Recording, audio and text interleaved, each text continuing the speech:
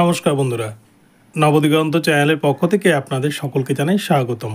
তো বন্ধুরা, আজকে সকালে গুড মর্নিং জানিয়ে আপনাদের জন্য নতুন যে আপডেটটি শেয়ার করতে চলেছি সেটি হচ্ছে 26,000-এর যে চাকরি বাতিল হয়েছিল তার এগেনস্টে যে নতুন গেজেট পাবলিশ করেছিল পশ্চিমবঙ্গ স্কুল সার্ভিস কমিশন তথা রাজ্য সরকার, সেই গেজেট নিয়ে আপনারা দেখেছেন সৌগত ভট্টাচার্যের বেঞ্চ তুলোধুনা করেছে রাজ্যকে এবং সুপ্রিম কোর্টের নির্দেশকে অমান্য করে কেন গেজেট পরিবর্তন করা হলো এই নিয়ে কিন্তু বিস্তারিত হলফনামা আকারে জানতে চেয়েছেন। যে হলফনামা কিন্তু আগামী পরশু দিন অর্থাৎ 7 তারিখে কিন্তু জমা দিতে হবে প্রাথমিক স্কুল সার্ভিস কমিশনকে। এবং এই হলফনামায় কি কি থাকতে পারে এবং এই হলফনামা জমা দেওয়ার পর স্কুল সার্ভিস কমিশন কি তাদের ওয়েবসাইট থেকে এই গেজেট চেঞ্জ করবে, নাকি গেজেট তুলে নেবে, নাকি পুরনো ধাঁচে পরীক্ষা হবে, নতুনরা এই পরীক্ষায় বসতে পারবে না, কি কি আপডেট রয়েছে সমস্ত কিছু এই ভিডিওতে শেয়ার করতে চলেছি। আপনারা সম্পূর্ণ ভিডিওটি মনোযোগ সহকারে দেখুন। তবে তার আগে বলি, যারা প্রথমবার চ্যানেলটি দেখছেন, যারা এখনও চ্যানেলটিকে সাবস্ক্রাইব করেনি, আপনারা অবশ্যই চ্যানেলটিকে সাবস্ক্রাইব করে নেবেন। তো চলুন আমরা মূল পর্বে ফিরে যাই এবং বিস্তারিত সম্পর্কে জেনে নিই।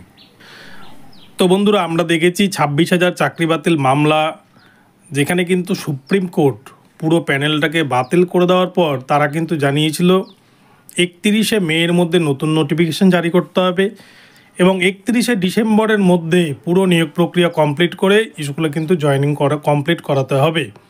অর্থাৎ জানুয়ারির 2 তারিখ থেকে স্কুলে শিক্ষকরা নতুনভাবে জয়েন করবেন এবং সেখানে যারা চাকরি পাবেন তাদের চাকরিটাই কিন্তু থাকবে। অর্থাৎ যারা এতদিন চাকরি করতেন তাদের কারোরই চাকরি থাকছে না, নতুন করে আবার সবাইকে চাকরি পেতে হবে। আমরা দেখেছি 30 তারিখে রাজ্য সরকার সুপ্রিম কোর্টের নির্দেশ মোতাবেক নোটিফিকেশন ঠিকই জারি করেছে, কিন্তু সেই নোটিফিকেশনে বেশ কিছু জায়গায় কিন্তু গলদ রয়েছে, যেই জায়গাগুলোয় সুকৌশলে দুর্নীতি করা যেতে পারে বলে মনে করছেন আইনজীবী থেকে আরম্ভ করে ছাত্রমহল, চাকরি প্রার্থী প্রত্যেকেই।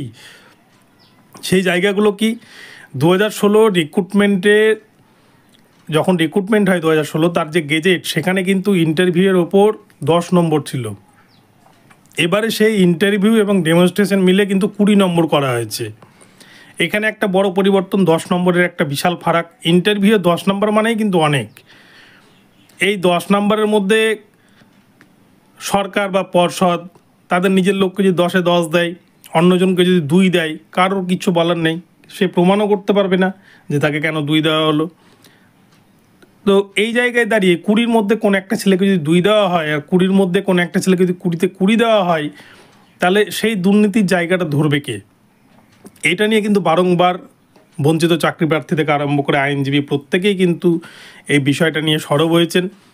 অপরপক্ষে টিচিং এক্সপিরিয়েন্সের জন্য 10 নম্বর রাখা হয়েছে। যারা এতদিন ধরে স্কুলে কাজ করেছিলেন, এই 2016 প্যানেলে চাকরি পেয়েছিলেন এবং যারা কন্ট্রাকচুয়াল ভিত্তিতেও কাজ করছেন বা যাদের অভিজ্ঞতা রয়েছে টিচিংয়ের, তাদের জন্য কিন্তু 10 নম্বর বরাদ্দ করেছেন রাজ্য স্কুল সার্ভিস কমিশন। এই জায়গাটাতেও কিন্তু একটা খটকা আছে, যেখানে পুরো প্যানেলটাই বাতিল করে দিল, সেখানে কেন এই 10 নম্বর রাখা হলো 2016 প্যানেলে চাকরি পাওয়া চাকরি হারা ইন সার্ভিসদের জন্য?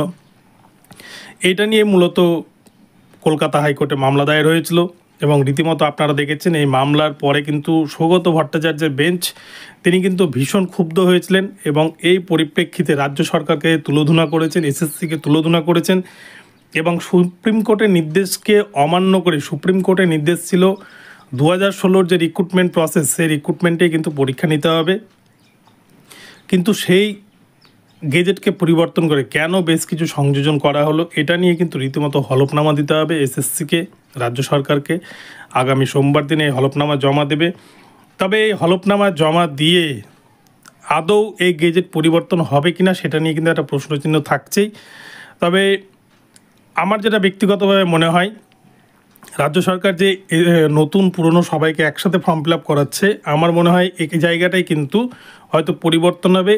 যারা 2016 সালের অংশগ্রহণ করেছিলেন তাদের জন্য আলাদা নোটিফিকেশান হবে, যারা নতুন তাদের ফ্রেশার্সদের জন্য কিন্তু আলাদা নোটিফিকেশান হবে।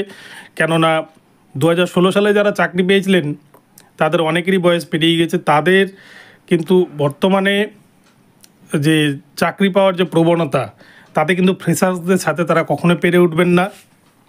সেই জন্য কিন্তু আমার মনে হয় গেজেট পরিবর্তন হবে, নতুনদের আলাদা হবে, পুরনোদের আলাদা হবে, এবং সেই গেজেট পরিবর্তনের পরে হয়তো রাজ্য সরকার পরীক্ষা নিতে পারবে।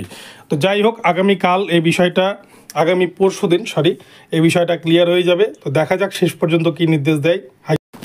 তো ভিডিওটি ভালো লাগলে চ্যানেলটিকে সাবস্ক্রাইব করে দেবেন। দেখা হচ্ছে পরবর্তী ভিডিওতে। ধন্যবাদ।